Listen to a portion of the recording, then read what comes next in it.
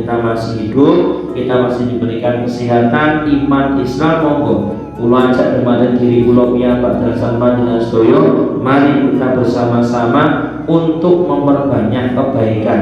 Mbok menawa ada kebaikan yang nanti menjadikan ridho Allah Subhanahu wa taala. Kita nggak tahu, amal cilik amal gede gas mawon. Pokoknya ora usah delok iki enek untunge, ra enek untunge, pokok iki apik gas. Karena apa? Karena kita nggak tahu nanti ridhonya Allah itu di mana. Nanti Allah akan memberikan rahmatnya di amalan yang mana.